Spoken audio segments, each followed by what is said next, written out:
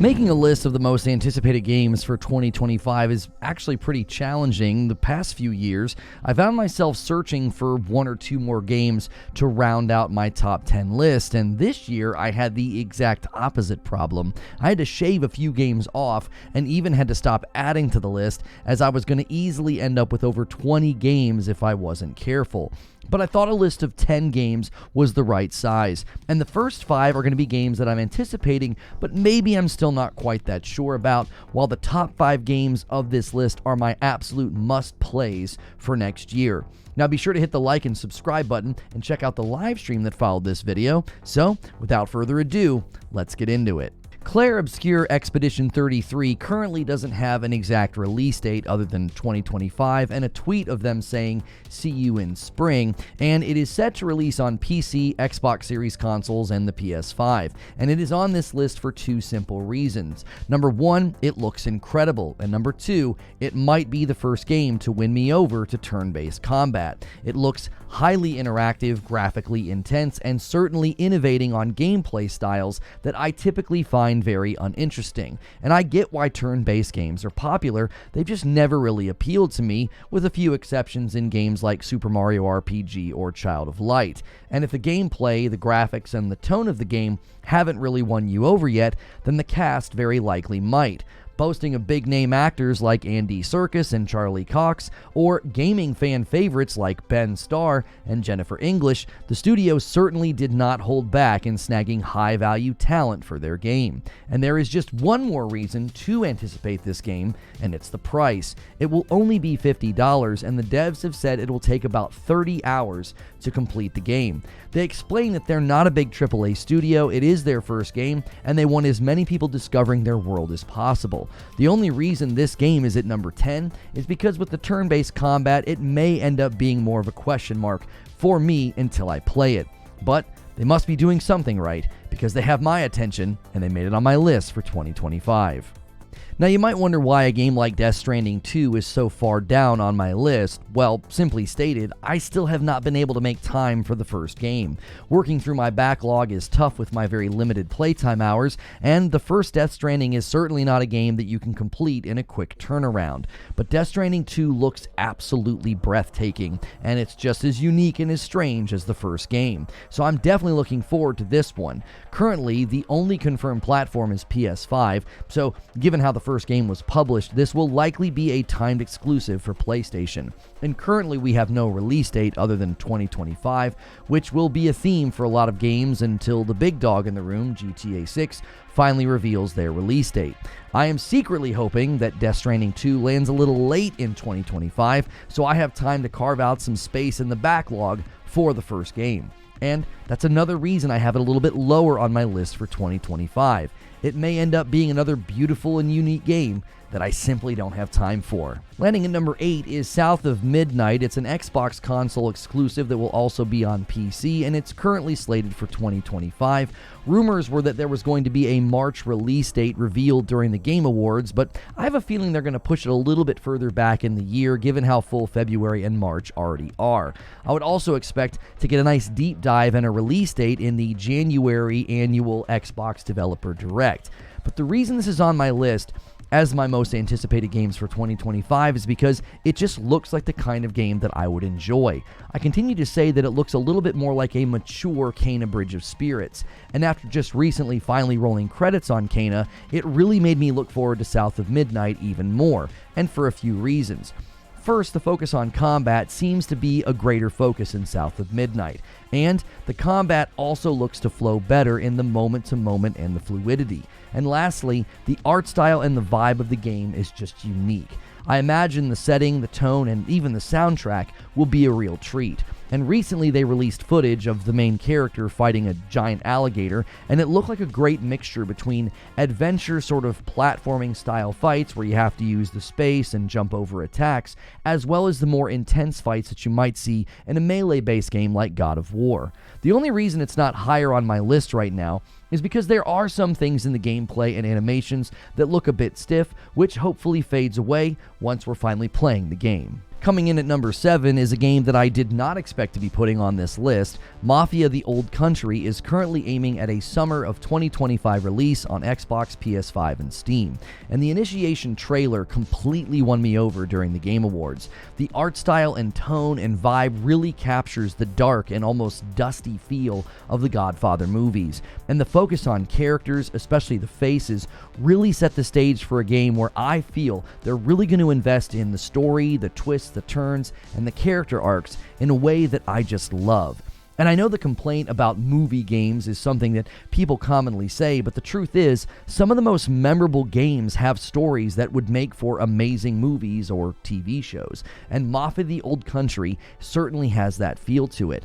The main reason it's not in my top 5 for this top 10 list is because most of the gameplay sequences seemed simulated, so I would definitely like to see more raw gameplay, and it's also a game that I just didn't expect to find myself being excited for. But the more I've watched the trailer and analyzed it, the more I had to include it in this list. No, I did not put GTA 6 at the number 6 spot just to be cute. It's obviously one of the most anticipated games, not just of 2025, but probably of the last decade. But for me, this isn't in my top 5 because I don't really have a long-standing history or nostalgia for the GTA franchise.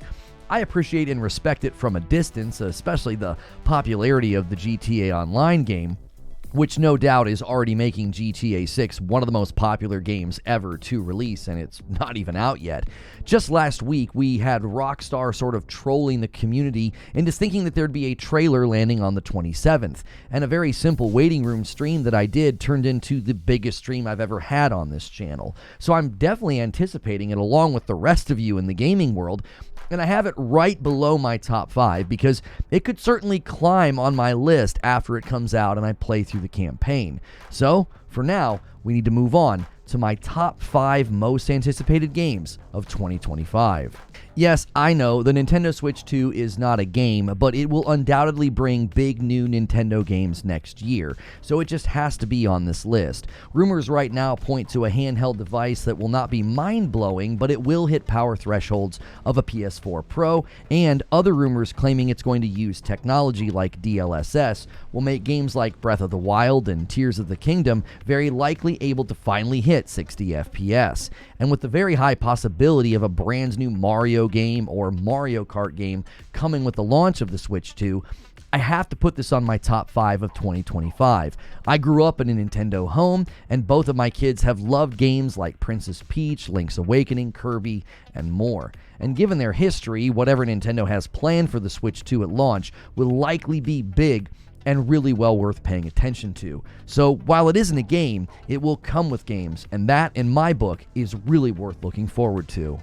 Seeing AC Shadows in my top 5 might surprise a lot of folks given the delay and the controversy surrounding the game, but as a huge Assassin's Creed fan, along with Ghost of Tsushima being one of my all-time favorite games, I can't help but hope that Assassin's Creed Shadows pulls it off. And the recent round of gameplay continues to look better and better. Recently, I uploaded a video breaking down all the various gameplay clips that came out, and I just concluded that there is actually hope for this game after all.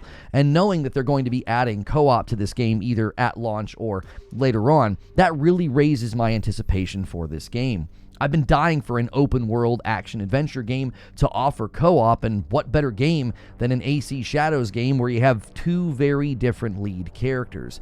And I know I'm taking a big risk by putting this game in my top 5, but it's what I honestly feel, and hopefully the delay was able to smooth over those rough edges, because if it doesn't, it will be devastating to any of the last bastion of hope that people have for Ubisoft and games coming from their studios. Coming in at number 3 is not going to surprise anyone familiar with my preferences or my gaming background. Doom: The Dark Ages is likely going to land on a lot of lists for 2025. Not just because it's Doom, but because what they've shown so far looks like a great setup for the game and the gameplay. Going into a more medieval setting couldn't be more fitting for Doom Guy to rip and tear through demons of the underworld. Whether it's the shotgun or the shield or the black fur cape, the trailer has a lot of grit and punch from the very beginning, and the gameplay doesn't hold back either. A weapon that literally grinds skulls for ammo, a shield that isn't just a shield but also a chainsaw shield, and movement that delivers the high mobility and speed you come to expect in a Doom game. But there's more. Doom Guy gets into what amounts to a kaiju Voltron Pacific Rim suit to fight a giant demon Rock'em Sock'em style. And then the trailer ends with a dragon-like creature that we apparently will get to fly on. I don't know about you, but trailers like this probably make other studios dread going up against it in a showcase or a lineup, because much like the game itself, it almost leaves you exhausted while simultaneously making you want more. I hope we get a release date during the Xbox Developer Direct, as this game is headed to Xbox, PS5, and PC, and it may be one of the first Xbox titles to land with PS5 Pro enhancements day one, so I can't wait to dive into Doom the Dark Ages next year. As a huge Borderlands fan, it was tough to decide where to put this game on my list. The pre-sequel and Borderlands 3 were largely disappointing, and for some reason, Tiny Tina's Wonderlands was a noticeably better Borderlands game, but my wife and I false started with the game twice. And I don't know if that's because the franchise has just fallen prey to its own fatigue and predictability, or if we just don't vibe with the game anymore, which is part of the reasons why I have Borderlands 4 so high on my list for 2025. This for me is the last chance for Borderlands to get back to what pulled me in all those years ago. I played through all of Borderlands 1 and the DLC with my friends as well as my wife, and I basically did the exact same thing with Borderlands 2. It was a lot of Borderlands back then for me. So my history and love for the game makes it a highly anticipated title for next year. And the latest gameplay trailer certainly seems to be striking the right tone. Story and setting wise, the game looks to be expanding the scope and reach of the game while also bringing a more serious vibe. And comments from folks attached to the game seem to indicate it won't be such a juvenile and irreverent game while still being true to the Borderlands feel. And seeing a lot of the folks on Twitter claiming that they were part of the writing staff through contract has actually really encouraged me, because if there was something the story and writing of Borderlands needed, it was new talent and new vision. And hearing that the skill trees will be bigger than ever, the only real question I have is, will the weapon pool see good innovation and evolution as well? Covering the ground with loot in a loot explosion is great, but Borderlands 3 made the same tired mistakes that made elements of leveling in Borderlands 2 so unenjoyable. It essentially makes the first playthrough a completely throwaway experience, as most players just blitz through it as fast as they can to get to what they call the real game of your second playthrough. I truly hope they've risen above this tired trope of the past games, and they create something that makes it the best Borderlands yet. Because if they didn't, it will quickly fall not just from my list of favorite games in 2025, but it will fall from my list of favorite franchises as well. If you were paying attention to this video or have watched my content for any length of time, it probably wasn't hard to pick my number one anticipated game of 2025. Ghost of Tsushima remains one of the best melee-based games I've ever played. The combat seamlessly wove together the artistry and fluidity of stance-driven swordplay of a samurai, and the story dealt with relatable themes of balancing revenge, vengeance, justice, tradition, honor, and right and wrong. And they did it in a way that gave the name of the game not just a deeper meaning, but the game itself became a memorable journey. And after rolling credits on the first game's DLC, I'm actually thrilled with the decision of them to jump ahead in time by hundreds of years and hand the sequel off to a completely new protagonist. Jin's story is now a very complete and well-rounded piece of art that's not running the risk of stretching itself too thin or too far. And from the quick glances of the first trailer, changing to this new character and setting is going to allow for completely new weapons and fighting styles, which is exactly what they needed to do. With the 4 stances being the centerpiece of the first game's combat system, building on that would have proved difficult if the sequel was just more of Jin Sakai. Ghosts of Yotei can usher in all new stances and fighting styles, as the wanted poster and even the initial reveal of the main character features her holding 2 swords. But they also do a good job of showing us quick glimpses of her using a chained weapon known as a Kusurigama along with a rifle. So I can't wait for Sucker Punch to drop more gameplay and a release date, because Ghost of Yotei is easily my most anticipated game of 2025. So there you have it. What are your top games for 2025 and why? Leave a comment below and you might get featured in the live stream that follows this video. It hits a card right here, and I always pin a comment below with a link to the video as well. And if you like this video, don't forget to hit like, share, and subscribe.